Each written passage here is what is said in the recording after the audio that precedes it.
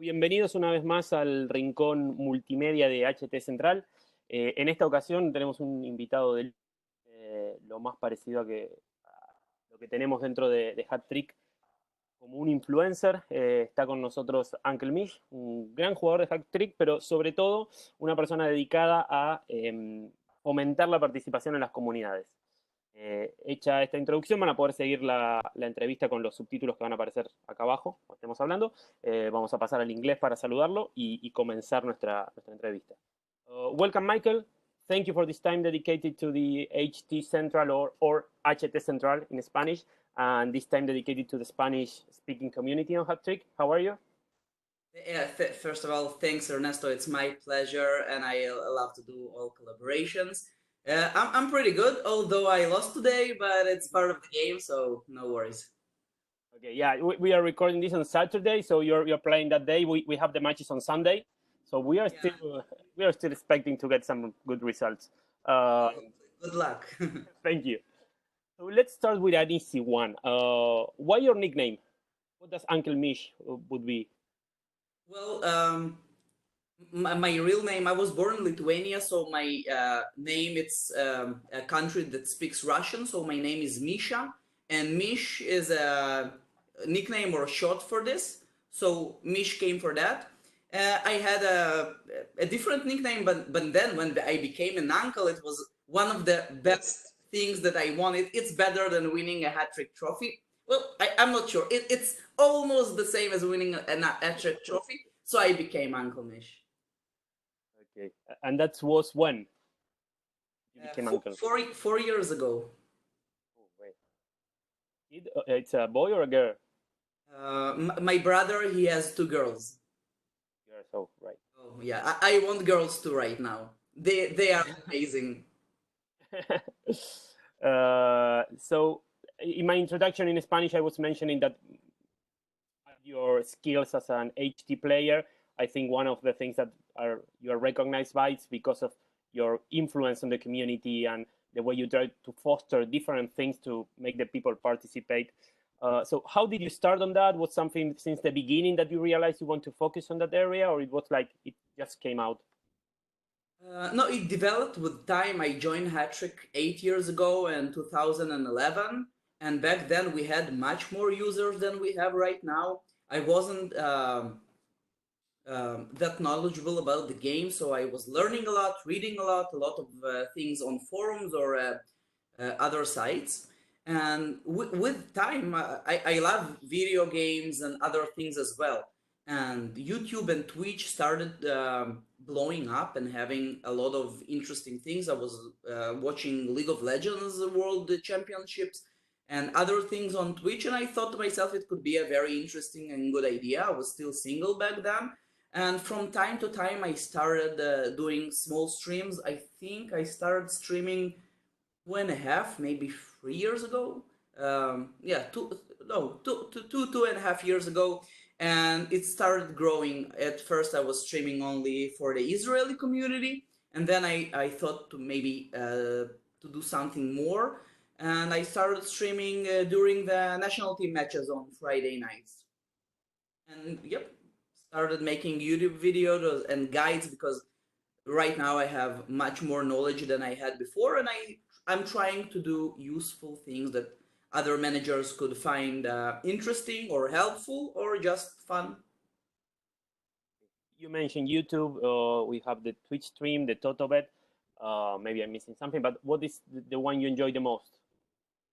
It differs. I'm always trying. It's something else all the time. On Twitch and the TotoBets, I have to write a CHPP to make it automatic, because right now I'm copying to Google Docs all the results, and it takes me so much time. And my wife Lena, she promised to do something about this, and she still hasn't. But she's playing Hattrick, so that's a cool thing. Yeah. So it takes quite a lot of time, but I enjoy Twitch streams because it's live and you see all the people reactions and people are engaging and showing their emotions together when your team loses or when you are winning. It's very impactful and it's very hands-on and live. but on the other hand, I have to be live. So Friday night, most of the time, I'm not going out because I want to do something for the community. Last night, I didn't have a stream because it's off season. It was so much fun. We went out to have some 3 days. drinks with friends. YouTube, on the other hand, it's a lot of time put into editing and doing a lot of cuts and making a good video. But I don't have to be live. I'm doing this on my own time. So I'm enjoying everything, but it's a sidekick. So I still have to live and work and do all the other things. It's not that easy, time consuming. And we know, because you share it also on the forum, that you just, let's say, you just get married, or a couple of weeks ago, I guess. A couple, yeah, 5 months ago. 5 months ago.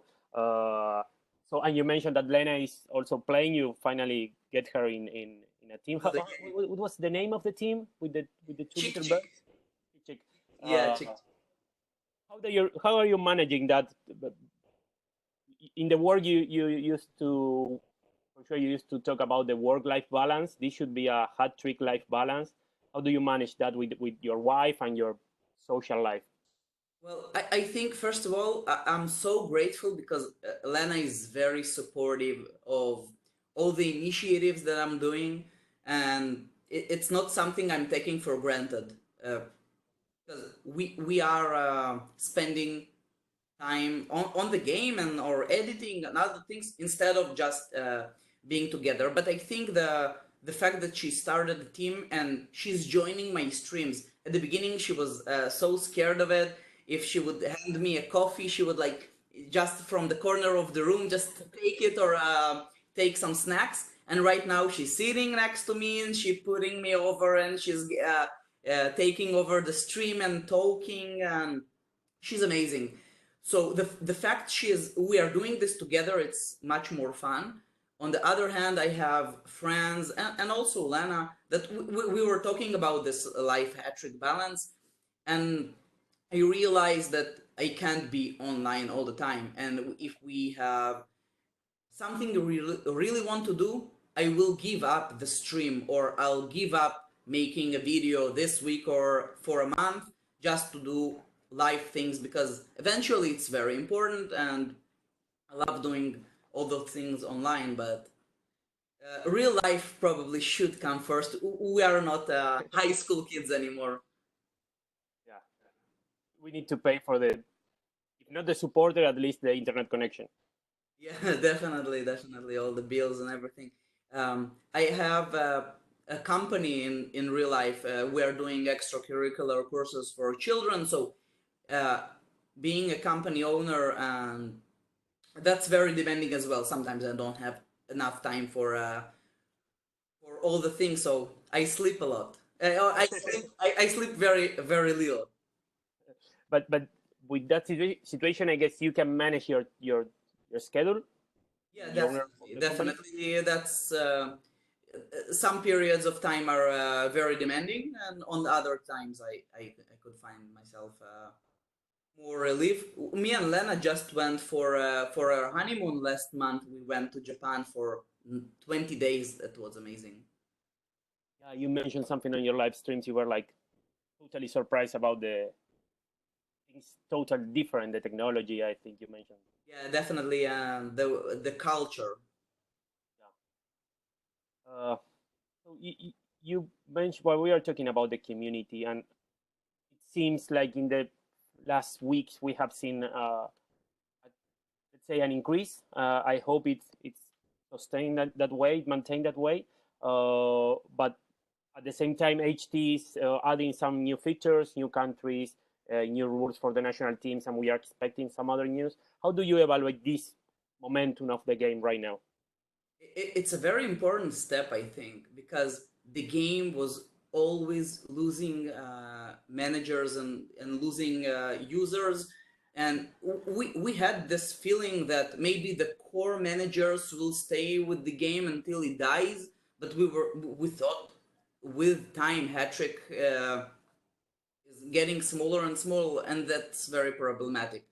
For a lot of years, the HTs, they didn't do anything about this. They sold the company and then they bought it again. and you can sense that they love the game and they care about the game. In the recent years, they started to do some things to help the game grow again. They made the Hattrick app for Android and iPhones, and I think it's very helpful. I have some people that I know that only playing through the apps, and it's okay, it's manageable. And I did a video about a few weeks ago, and I saw that we had an increase of 10% in user base from 200,000 to 230. And that's amazing. I checked today and we have 236. Hopefully the game will keep growing. They are adding some new countries. I checked and they don't have a lot of local users playing in those countries. It's basically second and third teams for veteran managers. So they should invest, I don't know, maybe some promotion, maybe some campaigns on social media to get more managers, local managers playing the game. I think Hattrick can grow back. I don't know if we'll reach the 1 million users it almost had before, but it should definitely keep growing as much as possible. Some new features that they are doing, changing the faces of the players, and I think Hattrick should be more dynamic. There are other games not similar to Hattrick, maybe phone games like Clash Royale or Brawl Stars, and they are doing this updates all the time to keep the game more dynamic. Maybe Hattrick should do something like this once a month to balance the specialities, not to make one speciality too powerful and the other ones like the technical defensive forward. He was a god for I don't know how many years, and right now with man marking, everything else, it's one of the worst positions and one of the worst specialities. So maybe a balance. One month it would be very strong, and the other it would be very weak. And teams with a lot of different specialities could diversify their formations and to make it more interesting. Sorry, I got a message on the side and it's pretty loud. No problem. You mentioned some of the hot topics, let's say, in the community. Can we have your short opinion? I won't ask you for a whole response, but regarding man marking, future coaches, and long shots, I think it's the topic that every time appear on some thread and people start discussing about it. Yeah, definitely. Those are very important subjects. So the game economy, I'm not an economist, and the game economy is in a very bad state right now. When I was building my current competitive team, I did all the calculations to have a team that could reach the highest divisions, having players on an NT level, and having enough money for substitutions and other things. And with the inflations of player prices, I barely managed to just build the team, and I don't have enough money just for injuries and other things. So I'll manage it, will be okay. And this problem is affecting all the managers. But players are, high-class players are very expensive.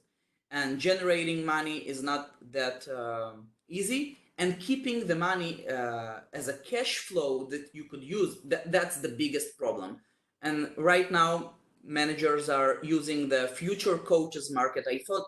I'm thinking about doing a special video only for this. It's like a stock exchange. You're buying those future coaches and you're just sitting on the money. And I think it's problematic for the game.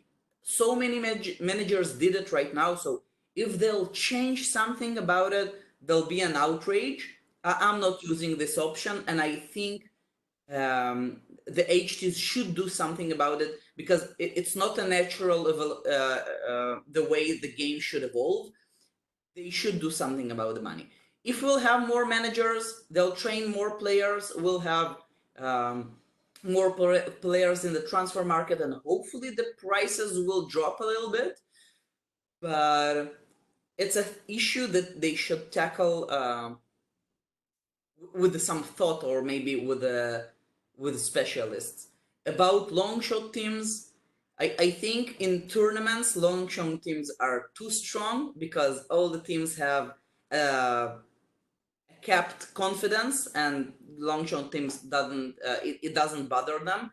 A smart manager from the forum said that maybe the conversion of long shots should be influenced by confidence. So long shot team would be to some extent influenced by their confidence, because they could lose 0-10 and still win the next game because it wouldn't affect them at all. I don't think they are as strong as people afraid of, and there are some things that you could do against a long shot team. I made a video about this. Even weak teams could only play with powerful players and pressing, and it could to some extent work against long shot teams. But they have this buffer that could help them. And man marking, the only thing I really don't like about man marking, that it's dropping the head stats, and then you could put a very strong formation, like 600 head stats, and bam, you are losing 70 head stats, and the formation is not that strong. Yeah, a lot of people using man marking. It's became part of the game right now. It's an interesting feature, and I love the way that the game is evolving and people are using it. I don't know. Again, if the game will become more dynamic and there will be monthly imbalances, so sometimes man marking would be stronger, sometimes it would be weaker, and maybe it will help. But it's part of the game. I think it's okay. Maybe for the statistical part, it shouldn't be influence or something like this, because we love statistics, and I hope all the HTEV that went back in the day when you saw how good is your team compared to the other teams in the country. I heard that Hattrick wanting to do something about this, or to implement this, like they are implementing a lot of Foxtrick features. So I'm waiting for this. But I think the transfer market and the inflation is the biggest thing, and with the future coaches that they should think about right now. Usually, as you say, I think there's many discussion on these items, and sometimes it's just complaining because of the complaint. But if you think about them, there are things to do. I think the future coach thing is the tougher one, but for the rest, there are some actions and for sure, any of us can check your videos. I saw the man marking several times to prepare a man marking strategy. Hopefully it helped. Yeah, it's working. To be honest, it's working, and I am starting to see that it's so much powerful. I mean, I just put a mono skill guy that just I play with 5 defenders, so I sacrifice one for the man marking, and I crash the other team offense.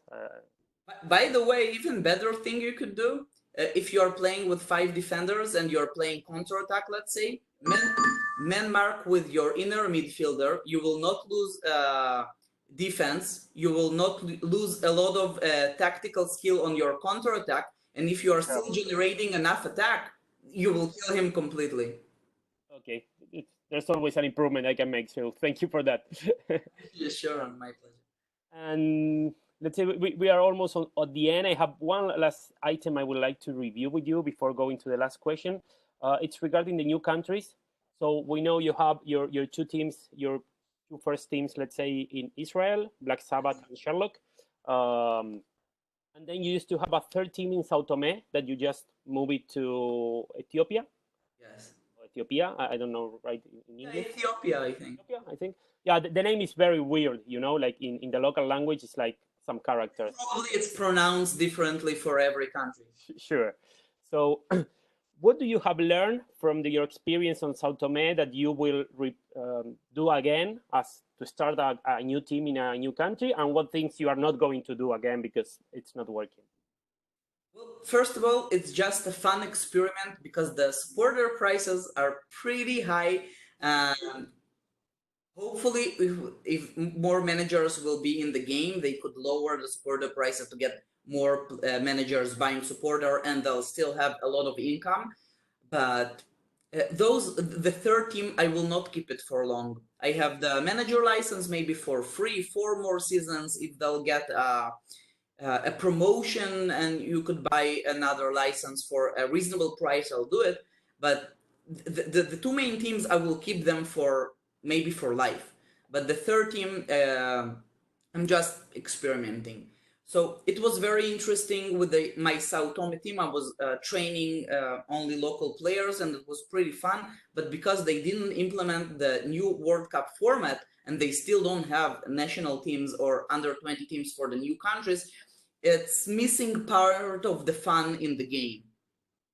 Now that I moved my team to Ethiopia just to try it out, I'm trying to do something else. Not trying to train local players right now. I do have a youth academy, and I'm trying to promote good players there, but it will be at least a season. So I'm going for veteran players, high stamina, only one assistant coach, form coach, and etc. And we'll see, maybe I'll win the cup, maybe not, but just having some fun right now. And with the new country, I will generate a lot of money and it will be okay. One weird thing that they didn't change right now that they did in the first 5 countries, in the first 5 countries, everyone started from the 4th division. And right now, if you signed in early, you could get a team in the 2nd division. And I was absolutely sure that they will drop everyone lower, and they didn't. And the manager who signed up late, they got a team in the 3rd division. And having a team in the higher division, it's very impactful, and it could influence the game in those countries. But we'll see if someone will stick there for a lot of time, or we're just having fun. Hopefully more local managers from those countries. Only one Ethiopian manager joined the game. And I checked for Congo, they had 15. 15, it's a nice number to start, but they should promote it more heavily. Yeah, I just started in Congo, and they give me a team in the 2nd division. Yeah.